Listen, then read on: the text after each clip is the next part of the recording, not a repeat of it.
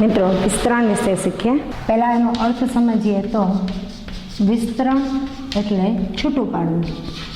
છૂટું પાડીને જે ગાણિતિક પ્રક્રિયાઓ કરવામાં આવે એને વિસ્તરણ કહેવાય। જેમાં આપણે ક્રમિક લઈએ તો પહેલાં આપણે એકપદી દ્વિપદી એના વિશે તમે શીખ્યા છો।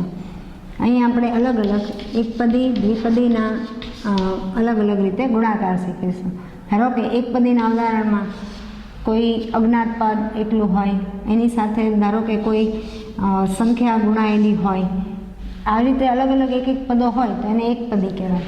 દ્વિપદી એટલે ધારો કે એક અચલ સંખ્યા હોય અને બીજું કોઈ સાથે અચલ સંખ્યા હોઈ શકે અથવા અજ્ઞાત પદ હોય, ધારો કે 3x, તો આવું જે હોય તો એને દ્વિપદી કહેવાય, જેમાં બે પદ છે જે વત્તા અથવા ઓછા વડે હોય। ધારો કે 2x - 5, તો આ પણ દ્વિપદી છે, જેમાં કોઈ એક સરવાળા અથવા બાદબાકીની નિશાની સાથે એને દર્શાવવામાં આવેલો હોય। આપણે એકપદીનો પહેલાં એકપદી વડે ગુણાકાર લઈએ તો એમાં માનો કે કોઈ એક અચલ પદ 2 એને ગુણ્યા કોઈ એકપદી છે, તો અહીં એકપદીનો એકપદી વડે ગુણાકાર કહેવાય।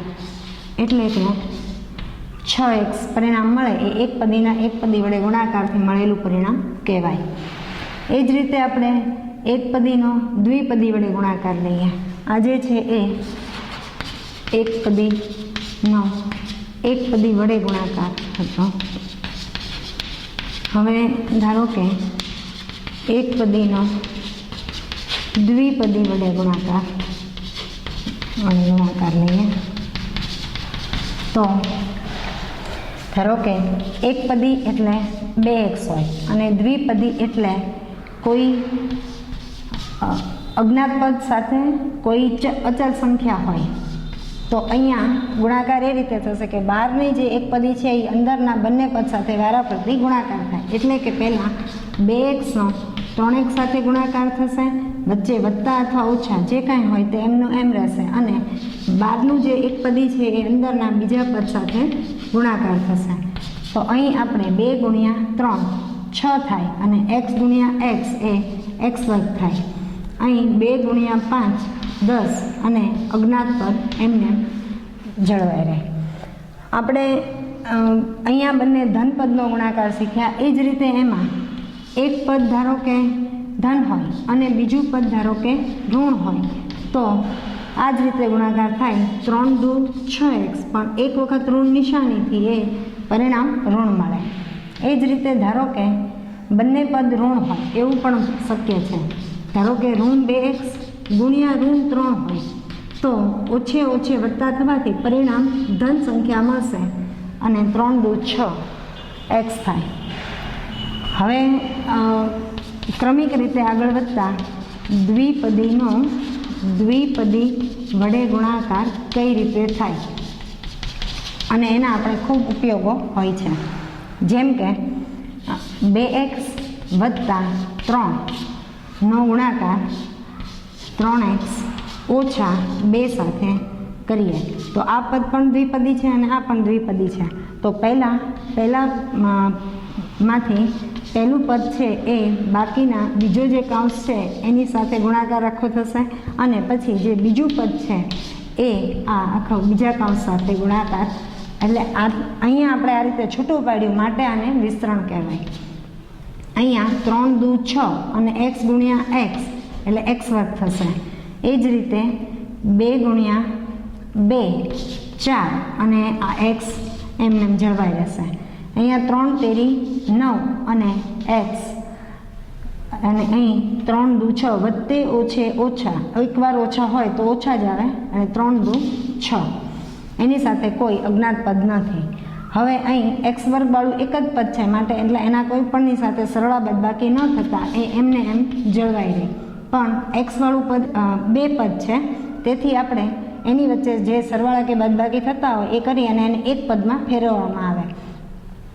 એક પદ વત્તા અને એક ઓછા હોય તો વત્તે ઓછે થાય ઓછા, એટલે કે 9માંથી 4 બાદ થતાં 5 આવે, અને નિશાની આ બંનેમાંથી જે મોટી સંખ્યા હોય એની આગળની નિશાની જવાબને લાગે.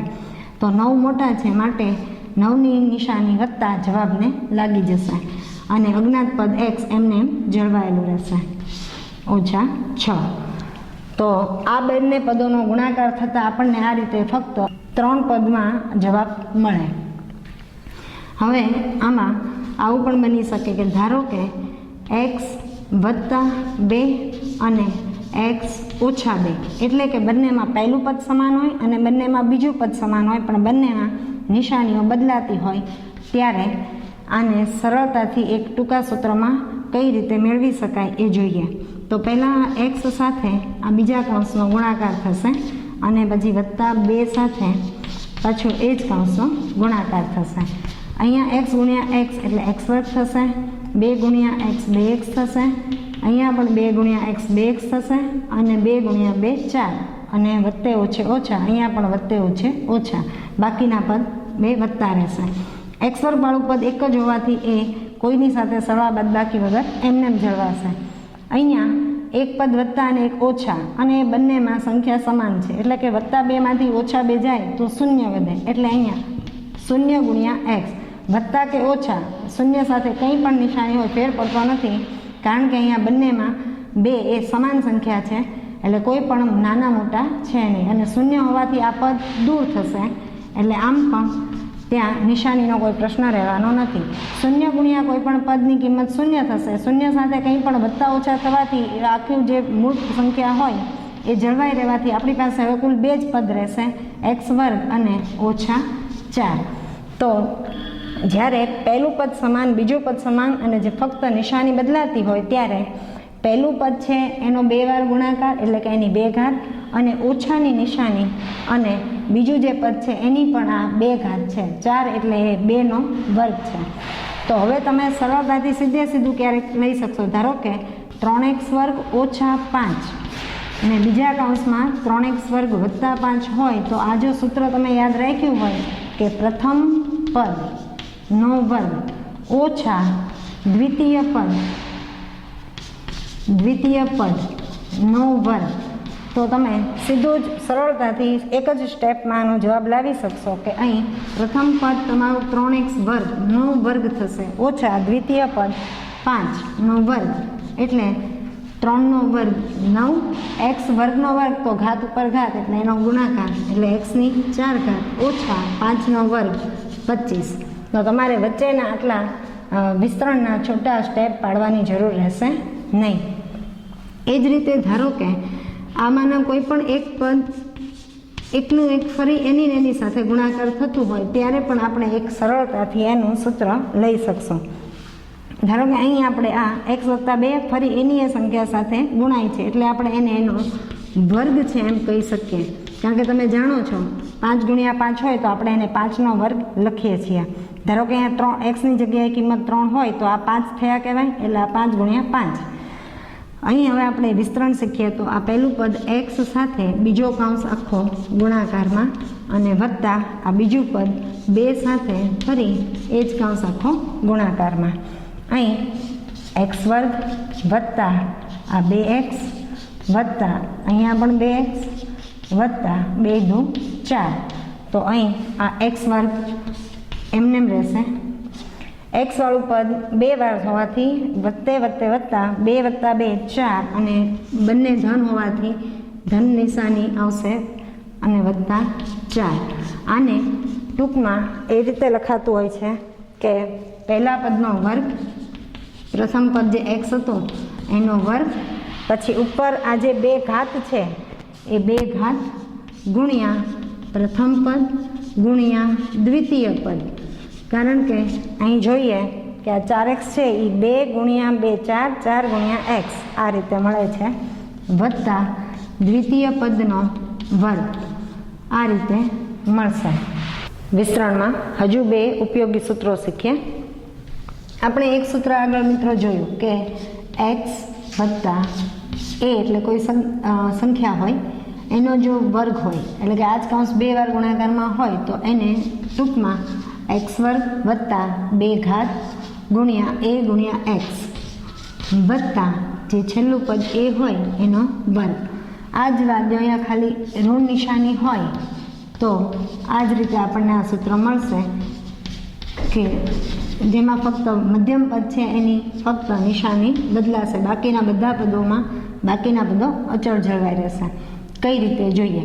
ધારો કે આપણી પાસે 2x ઓછા 3 એનો કૌંસ બીજી વાર એની સાથે ગુણાકાર થાય તો આ એને આપણે એ જ કૌંસના વર્ગ તરીકે લખી શકીએ.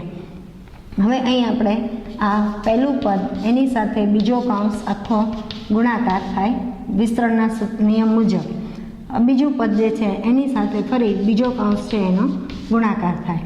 અહીં પહેલું પદ અને પહેલા પદનો ગુણાકાર એટલે કે 2x ગુણ્યા 2x ઓછા આ 2x ગુણ્યા 3. અહીંયા પણ કૌંસની બહાર ઋણ હોવાથી ઓછે વત્તે ઓછા એટલે પહેલું પદ ઓછા થઈ જશે. 3 ગુણ્યા 2x અને ઓછે વત્તા એટલે નિશાની બદલાઈ જશે, કારણ કે આપણે જાણીએ છીએ કે ઋણ 1 ગુણ્યા ઋણ 1 તો વત્તા 1 થાય અને 3 ગુણ્યા 3. તો આ 2x ગુણ્યા 2x બે વાર હોવાથી એટલે કે પ્રથમ પદનો વર્ગ આવ્યો. બીજું અહીંયા 3 દુ 6x અને આ પણ 3 દુ 6x. અહીંયા બંને પદ ઓછા હોય તો ઓછે વત્તા એટલે કે પદોનો સરવાળો થશે અને જે મોટું હોય એની નિશાની બંને સમાન હોવાથી ઋણની જ નિશાની લાગુ પડશે, એટલે કે 6 દુ 12x થાય. અહીંયા 2 દુ 4xનો વર્ગ થશે અને પાછળ 9 3 ગુણ્યા 3. તો આ જે છે એને આપણે આ રીતે લખી શકીએ કે 2xનો વર્ગ, જેથી અહીંયા 2નો પણ વર્ગ થવાથી 4 મળી જાય અને xનો વર્ગ થવાથી x વર્ગ. અહીંયા આપણે 2 ગુણ્યા આમાંથી આ પ્રથમ પદ એટલે 2x અને આ દ્વિતીય પદનો 3 જે હોય એ અહીંયા ગુણાકારમાં હોય. તો અહીંયા 2 દુ 4 4 તેરી 12 અને x આ રીતે આપણે મળે છે અને આ જે છે એ દ્વિતીય પદનો વર્ગ. એટલા માટે જ આ આપણે આ રીતે એકવાર વિસ્તરણ કર્યા પછી આના પરથી ટૂંકમાં જો તમે આ રીતે સૂત્ર યાદ રાખી શકો તો તમારે દરેક વખતે વિસ્તરણના આટલા બધા પદો કરવા પડે નહીં. ત્યાર પછી એક છેલ્લું સૂત્ર કે ધારો કે એવું હોય કે બંને પદ કૌંસમાં પહેલું પદ સમાન હોય એટલે કે x વાળું અને બીજું પદ જે છે એ બદલાતું હોય, અચળ સંખ્યા છે એ અલગ અલગ હોય. તો આને ધારો કે x વત્તા 3 અને x વત્તા 4 આ રીતે હોય તો આને આપણે જ્યારે વિસ્તરણના નિયમ મુજબ લઈએ તો x વત્તા 4 થશે અને આ વત્તા 3નો પણ આ બીજા આખા કૌંસ સાથે ગુણાકાર થશે. અહીંયા x વર્ગ મળશે, આ 4x થશે, આ 3x થશે અને આ 3 ગુણ્યા 4 12 મળશે. અને અહીં આ બે પદ એમને જવા રહેશે પણ આ બંને એક્સવાળા પદો સજાતીય હોવાથી એનો સરવાળો થતાં વચ્ચે 7x મળશે જે 3 વત્તા 4નો સરવાળો દર્શાવે છે. એટલે આને આપણે એમ લખી શકીએ કે આ પ્રથમ પદનો વર્ગ વત્તા આ જે સંખ્યા હોય છે a વત્તા b એના સરવાળા સાથે પ્રથમ પદ x ગુણાકારેલું હોય અને પાછળ એ જે a અને b હોય એનો અહીંયા ગુણાકાર હોય છે. જો આ રીતે સૂત્ર યાદ રાખી લો તો આવા પ્રકારના તમામ જે દાખલાઓ હશે એમાં બહુ સરળતાથી તમે લઈ શકશો. પહેલું પદ જે હોય એનો વર્ગ વત્તા જે બીજું પદ હોય એ જો ફક્ત સંખ્યાઓ હોય તો એનો જો સરવાળો હોય તો સરવાળો, બાદબાકી હોય તો બાદબાકી, એની નિશાની સાથે તમારે લેવાનું રહે. એની સાથે પહેલું પદ એકવાર ગુણાકારમાં આવે અને પછી પાછળ આ બંને પદનો ગુણાકાર આવે. આમાં ઉદાહરણો આ જ સૂત્ર મુજબ ટૂંકમાં ગણીએ. ધારો કે 2x વત્તા 3 અને 2x ઓછા 5 આ રીતે છે તો આ પ્રમાણે પહેલું પદ જે છે એનો સીધો વર્ગ એટલે કે એ 4x વર્ગ થશે. પછી આ બે પદો જે સંખ્યા હોય છે એના સરવાળો બાદબાકી એની નિશાની સાથે એટલે કે વત્તા 3 ઓછા 5 એની સાથે પહેલું પદ એકવાર ગુણાકારમાં વત્તા આ બંને પદોનો ગુણાકાર એની નિશાની સાથે. તો અહીં આ 4xનો વર્ગ મળશે. હવે અહીંયા વત્તે ઓછે તો કરવાની બાદબાકી થશે અને મોટી રકમ 5ની નિશાની એટલે કે -2 મળશે અને વત્તે ઓછે અહીંયા ઓછા થઈ જશે. -2 ગુણ્યા આ 2x રહેશે જેથી એ 4x થશે.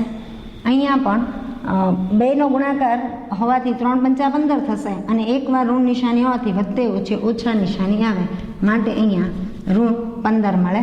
અહીંયા સાદુરૂપ આપવાથી 4x નો વર્ગ ઓછા 4x ઓછા 15 આ રીતે વિસ્તરણનું અંતિમ પરિણામ મળે. તો અહીં તમે જોઈ શકશો કે આટલા વધારે સ્ટેપને બદલે જો આ સૂત્ર યાદ રાખો તો તમારે કામ ઝડપથી થાય. આ જ રીતે આપણે આ દરેકના સંખ્યાઓમાં આનો સૂત્રોનો કઈ રીતે ઉપયોગ છે એ જોઈએ.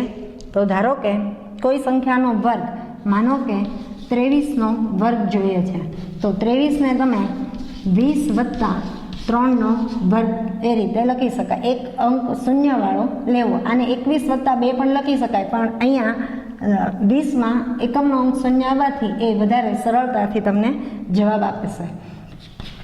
અહીં આપણે આની પ્રમાણે પહેલા પદનો વર્ગ વત્તા આ ઘાત એને ગુણ્યા પહેલું પદ ગુણ્યા બીજું પદ વત્તા બીજા પદનો વર્ગ. તો અહીં આ 400 થશે, 4 તેરી 12, 120 થશે અને આ 9. સરવાળો કરવાથી બહુ ઝડપથી આ સૂત્ર દ્વારા આપણે જવાબ લાવી શકીએ છીએ. એ જ રીતે આપણે x ઓછા a ના વર્ગનું સૂત્ર કઈ રીતે લાગુ પાડી શકાય? તો ધારો કે 48નો વર્ગ, તો 48 એ 50ની નજીક છે તો 50 ઓછા 2 લખવા એ સહેલું પડે, 40 + 8 એ થોડું અઘરું પડે, માટે આને 50 ઓછા 2નો વર્ગ રીતે લખીએ અને પછી આ સૂત્ર અનુસાર 50નો વર્ગ ઓછા 2 ગુણ્યા 50 ગુણ્યા 2 વત્તા 2નો વર્ગ. તો અહીંયા મળશે 2500. અહીં 4 પંચા 20 ના 200 અને આ 4. આનો સરવાળો કરી એમાંથી આ બાદ કરવાથી છેલ્લું પરિણામ આપણને એ મળે કે 2500માંથી 200 જવાથી 2304 આ થાય. તો આ રીતે આ જે અવયવ સૂત્રો છે એ હકીકતમાં વ્યવહારમાં ગણતરી તમારે સરળતાથી અને મૌખિક કરવા માટે જ ખાસ કરીને રચના થયેલા છે. હવે આવા દાખલાઓનું ઉદાહરણ લઈએ. ધારો કે તમને 37 ગુણ્યા 32 આપવામાં આવ્યા છે તો આને 30 + 7 અને 30 + 2 આ રીતે આપણે લખી શકીએ, જેથી આને આપણે x કહીએ. તો x બંનેમાં પહેલું પદ સમાન છે અને બંનેમાં a અને b ની કિંમત બદલાય છે. તો સીધું આ સૂત્ર અનુસાર પહેલું પદ x નો વર્ગ એટલે કે 30નો વર્ગ વચ્ચે a + b ગુણ્યા સીધું x એટલે કે 7 + 2 સાથે 30નો સીધો ગુણાકાર અને અંતિમ પદમાં આ બંનેનો ગુણાકાર. અહીંયા બનશે 900. 7 + 2 9, 9 તેરી 27 ના 270 અને આ થશે 14.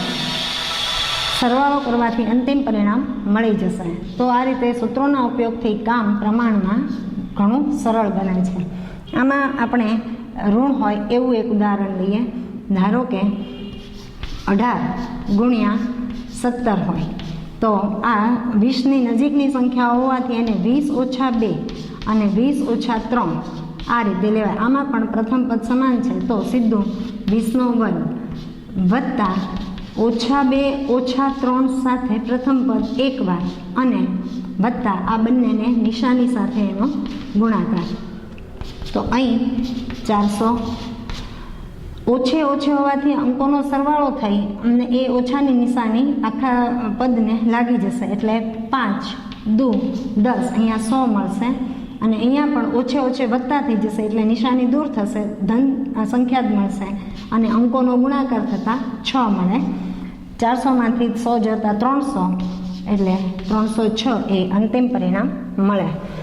એક જે સૂત્ર x² ઓછા x ઓછા y અને x વત્તા y હોય તો પ્રથમ પદનો વર્ગ ઓછા દ્વિતીય પદનો વર્ગ આ સૂત્ર અનુસાર કેવા દાખલાઓ ગણી શકાય એ જોઈએ. તો ધારો કે 37 ગુણ્યા 43, તો 37 એ 40 ઓછા 3 છે અને 43 એ 40 વત્તા 3 છે, જેમાં બંનેમાં પહેલું પદ સમાન અને બીજું પદ પણ સમાન છે, ફક્ત બંનેમાં નિશાનીનો ફેર છે. તો અહીંયા તમે બહુ સરળતાથી સીધું 40નો વર્ગ એટલે 1600 માંથી 3નો વર્ગ 9 બાદ કરીએ તો જવાબ મળશે 1591. મિત્રો, આપણે વિસ્તરણમાં જે બે સૂત્રો શીખ્યા એને આપણે મોડલ દ્વારા સમજી શકીએ છીએ, એને સમજીએ. ધારો કે આપણે આને તમે ઓળખો છો કે આ ચોરસ આકાર છે, બરાબર. આ ચોરસ આકારની આ લંબાઈને ધારો કે આપણે a સેમી કહી દઈએ, તો અહીંયા ચારેય બાજુ a સેમી જશે. એટલે માનો કે જો આ 7 સેમી હોય તો અહીંયા 7 સેમી છે, તો અહીંયા 7 સેમી જ હોવાનું, અહીંયા પણ 7 સેમી અને આ બાજુ પણ 7 સેમી હોવાનું. તો આની અંદર આપણે એક એક સેમીવાળી લાઈનો બનાવીએ તો કુલ 7 લાઈન બનશે અને પછી આડી પણ જો બનાવીએ તો અહીંયા પણ આપણને 7 લાઈન મળવાની. એના કારણે આમાં આપણને કુલ જે નાના નાના ખાના મળે એ 7 ગુણ્યા 7 49 ખાના મળે. એટલે એ સેમી લંબાઈ હોય અને એ સેમી હોય તો આનું ક્ષેત્રફળ આપણને a સ્ક્વેર મળે. એટલે આ ટુકડો a સ્ક્વેર છે. હવે આપણે બીજી ટૂંકી લંબાઈ a કરતાં ટૂંકી હોય એવી b લંબાઈ એમાં સાથે અહીંયા ઉમેરીએ. એટલે ધારો કે આ 7 હતું તો આ 5 સેમી છે, તો અહીંયા 7 વત્તા 5, આમ કુલ આપણને 7 વત્તા 5 મળશે. તો આ જે ટુકડો છે હવે એનું ક્ષેત્રફળ સમજીએ તો આ બાજુ એ લંબાઈ છે એટલે કે 7 દેખાય છે અને અહીંયા 5 છે સામસામેની બે બાજુ. તો અહીંયા પણ આપણે એ જ રીતે જો આમ 5 એક સેમીવાળા 5 ખાના બને અને આ તરફ 7 ખાના બનશે, તો 7 ગુણ્યા 5 એટલે 35 ખાના બનશે. તો આનું ક્ષેત્રફળ આપણને a ગુણ્યા b ab મળે, જેમાંનું એક ab અહીંયા છે. હવે એવો બીજો ટુકડો આ પણ અહીંયા ab છે, 7 અને 5નો, અને આ લંબાઈ b, આ જે નાની લંબાઈ છે b અથવા કહો કે 5 સેમી, તો 5 સેમી 5 સેમી 5 5, આ જે ચોરસ ટુકડો છે એની ચારે બાજુમાં 5 સેમી અથવા સંકેતમાં લઈએ તો b સેમી, તો b સેમી છે. તો એમાં પણ આપણે b આમ અને b જેટલા આમ ખાના બને, તો કુલ અંદર b ગુણ્યા b જેટલા નાના ખાના બને. તો આનું ક્ષેત્રફળ b સ્ક્વેર છે. આ ટુકડો આની જેમ અહીંયા એટલો જ છે એક્ઝેક્ટ, માટે આ પણ ab છે. તો 2 વખત ab હોવાથી એને 2 ગુણ્યા ab કહી શકાય. અને આ રીતે આપણને અહીં જે નવો ચોરસ મળે છે એ a વત્તા b, a વત્તા b, નીચે પણ a વત્તા b, a વત્તા b, ચારે બાજુ a વત્તા b લંબાઈનો છે. અને ચોરસનું ક્ષેત્રફળનું સૂત્ર લંબાઈ ગુણ્યા લંબાઈ થાય. એટલે a વત્તા b ગુણ્યા a વત્તા b, તો 2 વખત જે સંખ્યાનો ગુણાકાર થાય એની 2 ઘાત રૂપે લખાય. માટે a વત્તા bના વર્ગને a વર્ગ વત્તા 2ab વત્તા b વર્ગ આવા ક્ષેત્રફળના મોડલ દ્વારા આ અવયવ સૂત્ર સરળતાથી તમે લાંબો સમય યાદ રાખી શકશો.